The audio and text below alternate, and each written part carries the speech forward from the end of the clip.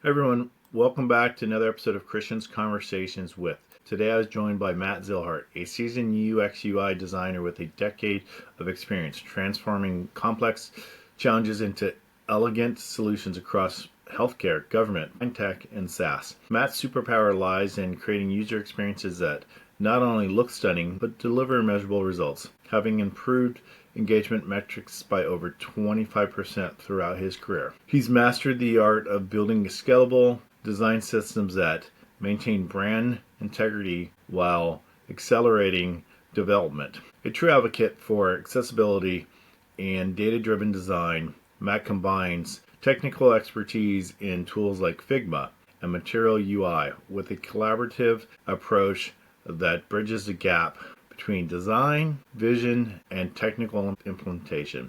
We had a great conversation, about his work history and what he's going through during his job search.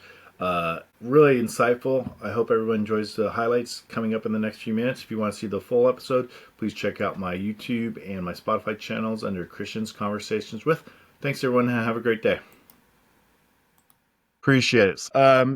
Let's just start it off. Tell me a little bit about your career journey and what led you to kind of where you're at today.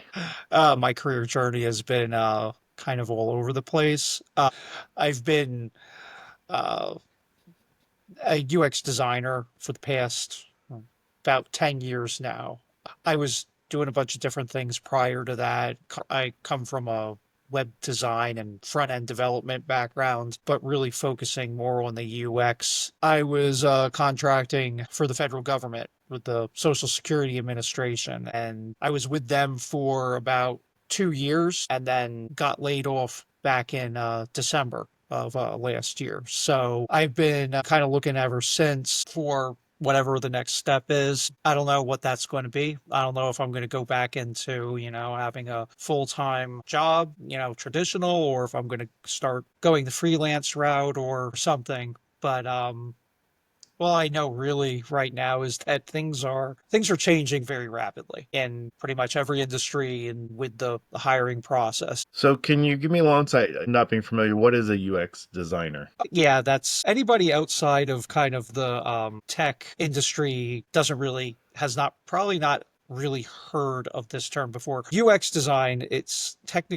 what it really is. It's a acronym for user experience design. Basically, we're the people that are designing how a product works on the web. Like how you go about, buying something on Amazon, or how you go about uploading a video onto YouTube or anything like that. So, like all the steps that you're taking, all of the interactions that you're having with these computer platforms, that's really sort of what we're trying to build. So that's really what I do. And I focus on things like accessibility. I focus on things like ease of use, how simple it is. You look at something and it's like, kind of creating these intuitive interfaces and making smart user decisions. With your background, your expertise, how's that of, with kind of the knowledge of maybe how the information gets deciphered, how does that change your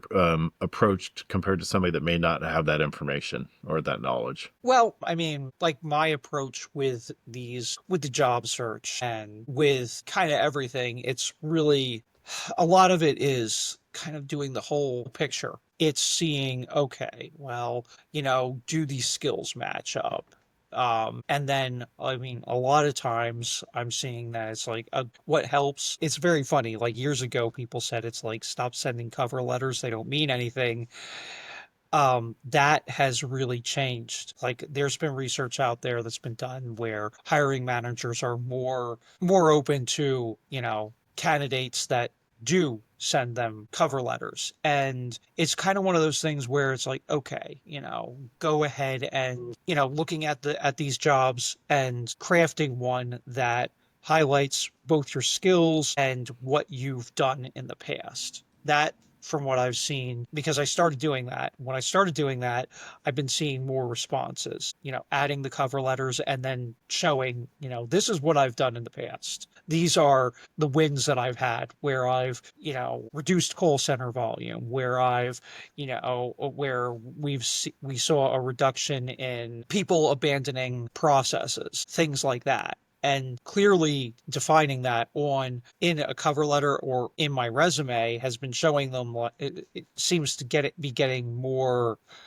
hits, I want to say, where I'm getting more responses from hiring managers. Now, is that something you kind of developed on your own, the change, or did you go, the one thing I'm sure you get, as we were kind of just discussing before, is like, go to this site for this or that site for that. Is that something you did on your own, or have you been going, like, I hate to say professional help, but you know what I mean by that, like going on an outside resource, paying for that type of solution? No, I haven't been paying for it. It's been a lot of leveraging AI for these types of things and also doing a lot of research, on what recruiters and what hiring managers are saying. Because, Besides AI, are there any other tools you're using, like to either keep track of all the jobs you're applying for, or stages, or anything like that? Because I see that people are using those things as well. well, I mean, what I've been doing is that I've been using a spreadsheet. I